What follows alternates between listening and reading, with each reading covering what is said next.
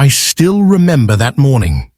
I was 72, and I couldn't stand up from bed without pain shooting through my hips. For a moment I thought, is this how it begins? The slow fading away? That day, I cried alone in the kitchen. But life had other plans.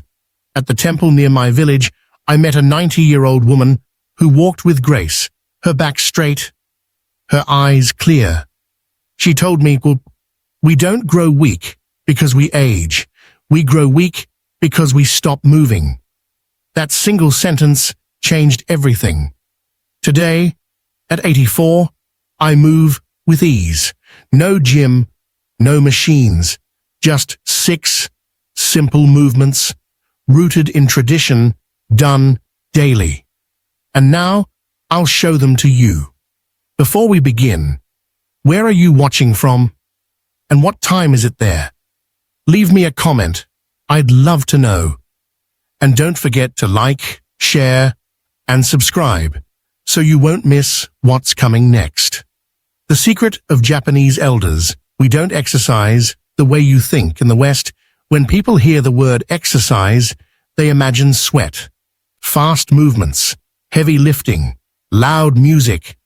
But in my quiet village in Kyoto, you would never see an elderly person running or jumping. Instead, you'll find them in their gardens, kneeling gently beside daikon radishes. You'll see them walking slowly to the local market, stopping often to chat or admire a flower. You might even see one sitting still, eyes closed, listening to the wind.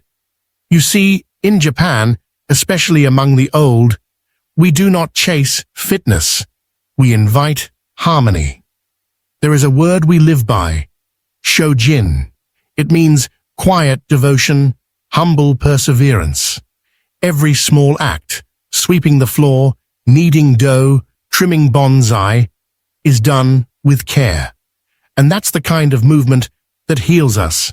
I remember my neighbor, Mr. Tanaka. He's 87 now. Every morning, he rises with the sun and sweeps the temple path for 20 minutes. That's all.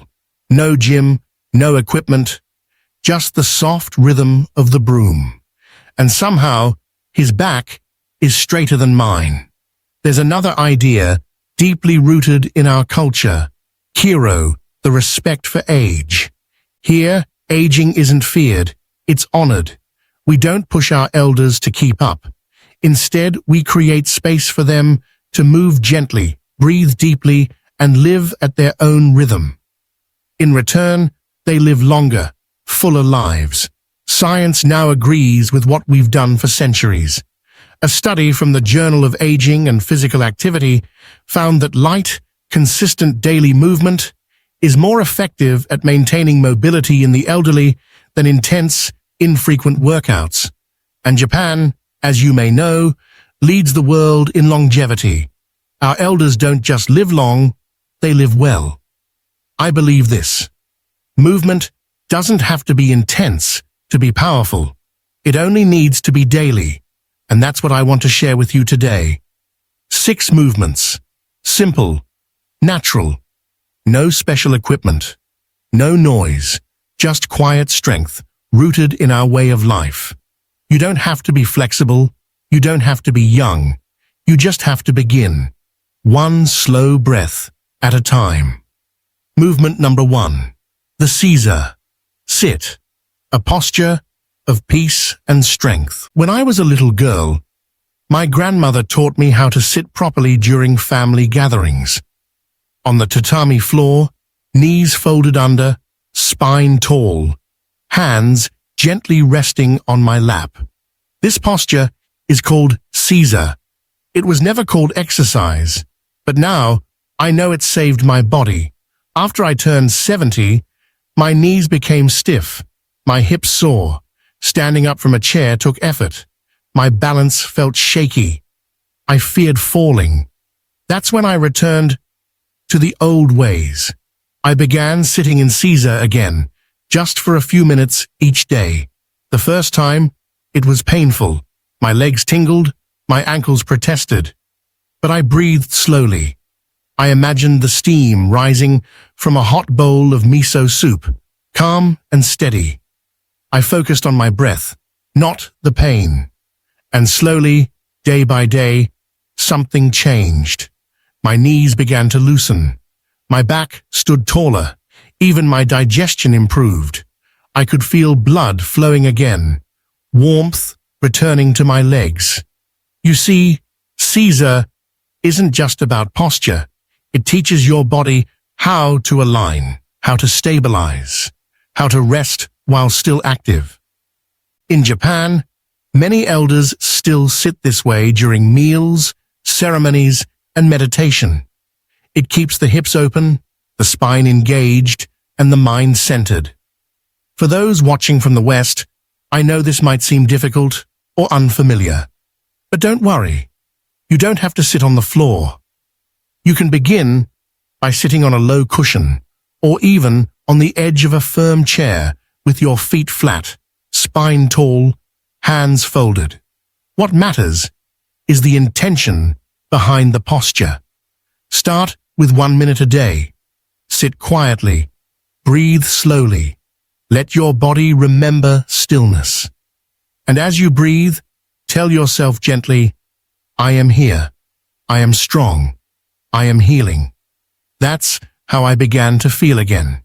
Not like an old woman falling apart, but like a tree rediscovering its roots. Before we move on, I invite you right now to pause this video. Try sitting tall, just for a minute. Close your eyes if you like. Breathe in, breathe out. That's all. Movement number 2, the rice bowl reach, stretching with purpose and grace. Every morning, I begin my day with a small ritual. I sit at the low table, palms together, and bow slightly before lifting my bowl of rice.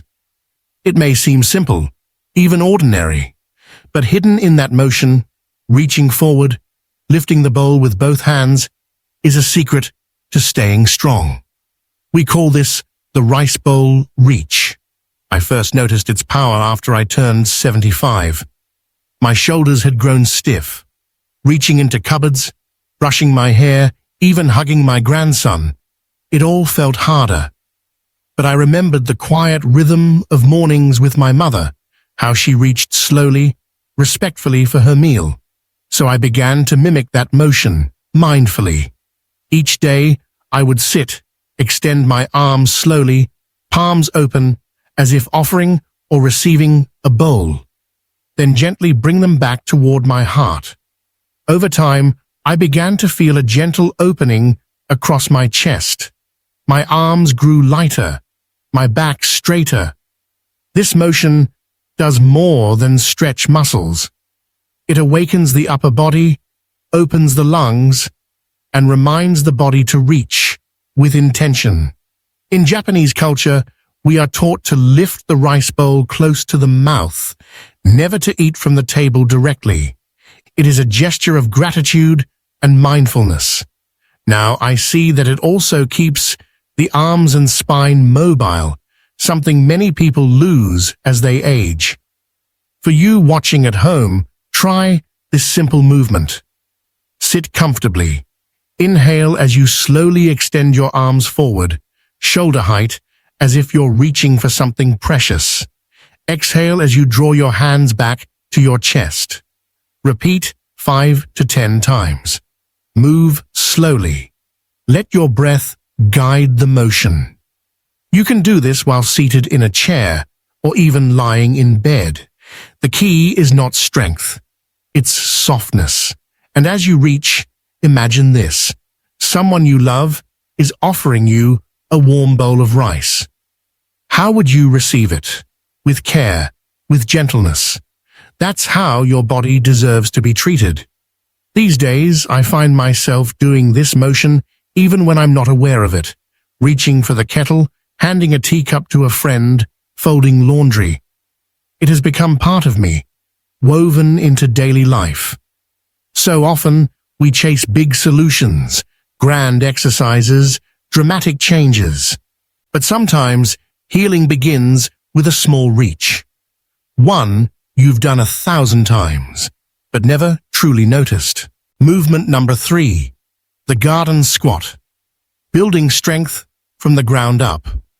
I spent half my life in the garden, not for exercise, but for food, for peace, for joy. But I didn't realize until later, those hours I spent crouched among eggplants and green onions were keeping my legs young. We didn't call it a squat. It was just how we lived. In Japan, squatting is natural. To plant a seed, to pick herbs, to wash rice by the river. Even now, many elders in my village can lower their bodies close to the ground and rise again without support. But after age 70, I started to lose that ease. My knees ached, my thighs weakened. Getting up felt like climbing a mountain. That's when I began to train, not like an athlete, but like a gardener. Every morning, I did one simple motion. The garden squat. Here's how you can do it, even if you've never squatted before. Step 1. Start small. Stand behind a chair, holding the backrest gently. Keep your feet shoulder-width apart, toes slightly turned out. Step 2. Slowly lower your body as if sitting on an invisible bench. Keep your back straight, chest open. Lower just a few inches. No need to go deep. Step 3. Hold for 2 to 3 seconds, then slowly rise. Inhale on the way down. Exhale as you come up. Repeat 5 times at first. Increase to 10 or 15 over time. That's it. If your knees are sensitive, place a cushion behind you or do the movement only halfway. The goal is not to push, but to teach your legs how to hold you again. After a few weeks, I didn't just feel stronger. I walked better. I could stand longer while cooking. I felt steadier on uneven paths. Why does this work? Because squatting gently engages your thighs, your hips, your calves, and even your lower back all at once. It improves balance, it supports joints, it rebuilds confidence. A physical therapist once told me, every time you squat, you're rehearsing for real life. Sitting, standing, getting in and out of the car, they all begin with this one movement. And here's a secret from my garden. I always squat with purpose. I imagine picking shiso leaves for my miso soup, or pulling a weed to protect my tomatoes. That sense of purpose gives my body direction. It turns effort into joy. Movement number 4, the tatami turn, a gentle twist to wake the spine. As we age, our spine tends to stiffen, like an unused paper fan, folded tight. But even the smallest motion can begin to open it again. That's what I discovered through a movement I now call the tatami turn. It started when I noticed how I twisted my body naturally during daily life, turning to pour tea, reaching behind for a shawl, or looking out the window while seated on the tatami mat. Each twist, though small, reminded my spine to stay alive. This movement is especially powerful because it can be done by anyone. Even if you are bedbound or unable to stand, your spine can still move, still stretch, still breathe. Let me show you how. Step 1. Sit comfortably. You can sit on a firm chair with your feet flat, or cross-legged on the floor if that's comfortable. Keep your spine long, shoulders relaxed. Step 2. Place one hand on your opposite knee. For example, right hand on left knee. Let your other hand rest gently on the back of the chair or floor behind you. Step 3. Inhale deeply. As you exhale, gently twist your upper body toward the side of your back hand. Go slowly. Look over your shoulder. Step 4. Hold for 2 to 3 breaths, then return to center. Repeat on the other side. Do this 3 to 5 times each direction. That's it. No pain, no force, just a gentle spiral, like wringing out tension from the body. Why does this matter?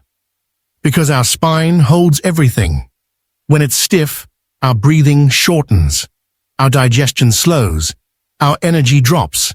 But when it moves, even slightly, everything flows better. The twist stimulates the core muscles, massages the inner organs, and helps maintain mobility through the back and ribs. It also encourages deeper breathing, which brings calmness and clarity to the mind. I often pair this twist with a simple visualization. I imagine I'm a pine tree, swaying in the wind, rooted but flexible.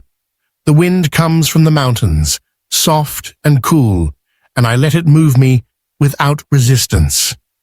You can do this twist in the morning to wake your body, or before bed to release tension. Even sitting at the table, waiting for your tea to brew, just a turn, a breath, a smile. Movement number 5, the sunset walk. Walking slowly, living fully. When the sun begins to set in my village, the world softens. The sky turns gold. Cicadas begin their song. And that is when I walk. Not fast, not far, just one slow path down the narrow road beside the rice fields. I call this my sunset walk, and it has become my most cherished medicine. In my 60s, I thought walking had to be brisk to be useful. That's what I heard on television. Get your steps in, walk faster. But the truth is, when I walked quickly, I missed the world. I lost my breath. My knees ached. I felt disconnected. But one evening, after dinner, I stepped outside just to breathe. I walked slowly. I looked up at the trees. I felt the earth under my feet. That night, I slept better than I had in weeks. So I kept walking. Here's how you can do the sunset walk, no matter where you live. Step 1. Choose a short path. It can be your hallway, your garden, your block. You don't need a park or trail. You just need space to take a few uninterrupted steps. Step 2. Walk slowly and silently. Let your arms hang freely. Roll your shoulders gently. Keep your gaze soft. Notice the light, the colors, the sounds. Step 3. Breathe with each step. Inhale for 2 steps. Exhale for 2 steps. If you prefer, just breathe naturally but stay aware. Step 4. Walk for 10 to 15 minutes. No distractions. No phone. Just you and the moment. You may start with 5 minutes. That's enough. What matters is consistency. This simple act, done daily, transforms the body gently. It increases circulation, improves digestion, lowers blood pressure, and calms the nervous system. For elders especially, walking after dinner reduces blood sugar spikes and improves sleep. In Japan, it's common to see elderly couples walking after their evening meal. Not to burn calories, but to connect, to themselves, to each other, to the rhythm of the world winding down. I like to think of it this way. During the day, our bodies carry weight, responsibilities, thoughts, stress. But at sunset, we return that weight to the earth, one step at a time. Even if you live in a noisy city or the weather keeps you indoors, you can still do this. Walk inside your home. Walk in place, near a window. Just walk, slowly, mindfully, with intention. Let each step remind you, I am still here. I am still moving. I am still alive. Movement number 6. The night stretch. A gentle goodbye to your day. The world gets quiet at night. The sounds soften. The body slows down. And before I close my eyes, I always give myself a gift. A small moment of care. I call it the night stretch. It's not exercise. It's not routine. It's a conversation with the body, a way of saying, "Thank you for carrying me today. Let's rest now." This stretch has become my most important daily ritual. It helps me sleep deeply, wake up without stiffness, and avoid the leg cramps that once startled me in the dark. You can do it right where you are, lying in bed, lights low, no equipment needed. Here's how to do the night stretch. Step 1. Lie on your back. Let your body settle into the mattress. Feel the weight of your legs, your arms, your breath. Step 2. Gently stretch your arms above your head, as if you're reaching toward the ceiling or toward the stars. Hold for a slow breath, then release. Step 3. Point your toes away from you, then flex them back toward your face. Repeat 5 times. This movement keeps the calves relaxed and helps prevent night cramps. Step 4. Bring one knee to your chest. Hold it gently with both hands. Breathe deeply. Feel your lower back release. Switch sides. Step 5. Finish with a full body stretch. Arms long, legs long. Inhale deeply. Exhale with a soft sigh. Let go of the day. That's it.